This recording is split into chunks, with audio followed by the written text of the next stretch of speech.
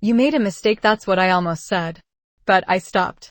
I was at the counter, coffee in hand, and I noticed the total was too low. I thought, I think there's a mistake. That's the phrase that saves you every time. Like, I think there's a mistake on my bill. Could you check it? That's what I should say. The barista was busy, and I didn't want to make a scene. So I pocketed the receipt and walked toward the door, but my heart was pounding. I knew I couldn't just leave. So you're standing there with the receipt, and you know it's wrong. You've been undercharged. You can't just walk away, but you're worried about how to bring it up without sounding rude. I get it. The barista is busy, the line is growing, and you don't want to cause trouble. But here's the thing. If you don't speak up, that guilt will follow you all day. So what's the plan? You've got the phrase, I think there's a mistake. Now you just need to use it. But what if she thinks I'm accusing her? What if she gets annoyed? I know, I need to be careful. I'll say, I think there's a mistake on the bill. That's polite. Then I'll add, you charged me for one pastry, but I got two. That way, I'm not blaming her, just stating the facts. That's the key. It's not about pointing fingers. It's about being clear and honest. And if I say it with a calm voice, maybe she'll even thank me. I just need to take a breath and go back. Exactly. And remember, your tone is everything. Say it slowly, with a slight smile in your voice. Try it with me. I think there's a mistake on the bill. Hear how the pitch rises on mistake and falls on bill? That makes it sound like a question, not an accusation. Now you're ready. Go back to that counter and do the right thing. So I glance at the receipt and notice the total is lower than expected. I know my usual order costs more. I look closer and realize they only charged me for one pastry, not two. That's when it hits me. I need to say something, but I don't want to sound rude. The phrase that comes to mind is, I think there's a mistake on the bill. It's soft, it doesn't blame anyone, and it opens the door for them to check. Listen to the intonation. I think there's a mistake on the bill. The voice rises on mistake and falls on bill. That makes it sound like a question, not an accusation. Try it with me. I think there's a mistake on the bill. Good. Now I feel ready to go back and use it. Right, Maya. You've got the phrase. But look, the line is getting longer. If you wait, it'll be even harder to get the barista's attention. Go now, while you still have a clear moment. Just walk up and say it. You can do this. I glances at the receipt and notice the total is lower than expected. Opening state of a paper receipt showing the undercharge. I receives my order and the receipt, but doesn't check it immediately. And here's the tone trick. Say, could you double check? With a rising tone on check. It's a request, not an accusation. Could you double check the total? It seems a bit low. That keeps her on your side. Could you double check? Hear how your voice goes up? That makes it polite. Now you're ready. I'm at the door, hand on the handle, but I can't push it open. The receipt feels heavy in my pocket. I know I should go back, but the line is even longer now. Still, I turn around and start walking toward the counter. My heart is pounding, but I keep telling myself, it's just a simple sentence. Maya, you said you almost left, but then you stopped. What made you text me right then? Because I know it's not easy to go back and point out a mistake, but you did the right thing. You told me you felt guilty, and that's a sign you have a strong sense of honesty. And honestly, most people appreciate when you're honest, especially if you say it politely. It just says, hey, something might be off, can we check? And that's exactly what you needed. So when you go back, just take a breath, catch the barista's eye, and say it calmly. You're not making a scene, you're being helpful. Ready to try? I hesitate, then pocket the receipt and start walking toward the door. But I can't stop thinking about it. I realize I was charged for only one pastry. That word, undercharged, means I paid less than the correct amount. Stress the first syllable. You undercharged. Say it with me. I was undercharged. Good. Now, the useful wording here is, I think there's a mistake on the bill. It's a soft opener that doesn't point fingers. And if I add the detail, you charged me for one pastry, but I got two, it's clear and factual. That's the key. State the facts, not the blame. I take a breath and turn back toward the counter. So you're back at the counter, and the barista just looked at you. That's your moment. Remember, you're not accusing anyone. You're just pointing out a possible error. Even if your heart is racing, the words will come out right. And you know what? The barista will probably thank you. People respect honesty. Go ahead. I can't just leave. The receipt is crumpled in my hand, and I keep staring at the numbers. I know I was undercharged. I text Leo. They only charged me for one pastry. What should I do? My thumb hovers over send. But I know the answer already. Let's look at that word, undercharged. It means you paid less than the correct amount. Stress the first syllable. You undercharged. Try it with me. I was undercharged. Good. Now you can use it when you talk about a billing mistake. Listen, don't say you made a mistake. That sounds like blame. Calm. That's the phrase. Now take a deep breath and go back to the counter. This is a great example of how to point out an error politely. It doesn't accuse anyone. It just states what you see. I stop near the door, unable to leave, and text Leo about the situation. I feel a pang of guilt, but I know I have to speak up. Speak up means to say something when it's difficult. It's a phrasal verb we use when we need to express our opinion or point out a problem. For example, it's important to speak up when you notice a mistake. Try it. Speak up. Good. Leo replies quickly and encourages me to go back. He says, just use a polite phrase. So I take a deep breath, grip the receipt, and turn around. I'm going to do the right thing. Honesty is never a mistake. Now go catch Alex's eye and use that phrase. And for our listeners, let's highlight the word honesty. It means telling the truth, even when it's hard. Stress the first syllable, honesty. Thanks for your honesty. That's what you'll hear when you speak up. I'm back at the counter, but the line has exploded. People are ordering, phones buzzing, cups clattering. My receipt is still in my hand, and I'm just standing here. I feel the guilt building again. I'll just wait for the right moment. Maya, I know it's busy, but that's actually a good thing.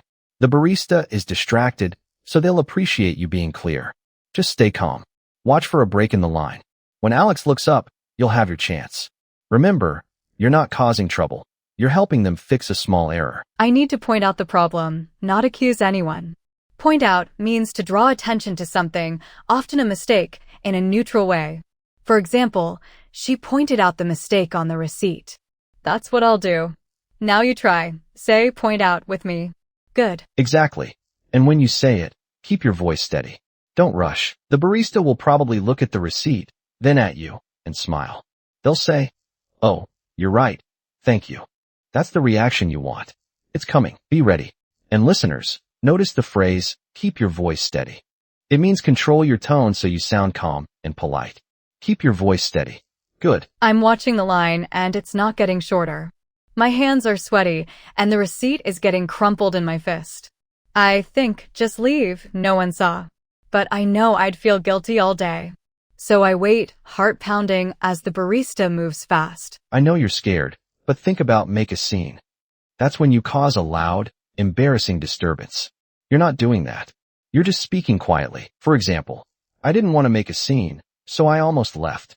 You're being honest, not dramatic. Now, say it with me. Make a scene. Good. Remember, you're not making a scene, you're doing the right thing. You're right. I'm not making a scene, I'm just being honest. I take a deep breath and step forward. The barista's eyes meet mine. I open my mouth, and even though my voice shakes, I manage to say the words I practiced. Complication state of a paper receipt showing the undercharge. I text my the exact phrase. I think there's a mistake on the bill.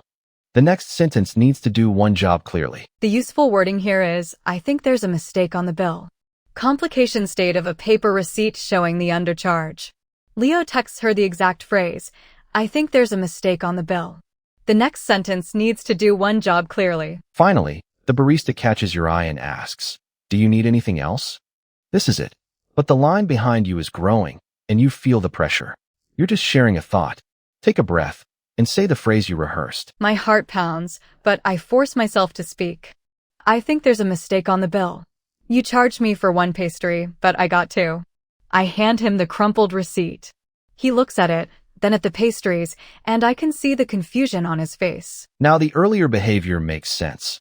It reminds me that most people appreciate honesty, and that a simple, polite phrase can make the correction easy and respectful. The barista finally makes eye contact and asks if I need something. Now the earlier behavior makes sense. Leo reminds me that most people appreciate honesty, and that a simple, polite phrase can make the correction easy and respectful. That discovery changes what happens next. My heart races. It's my moment to speak.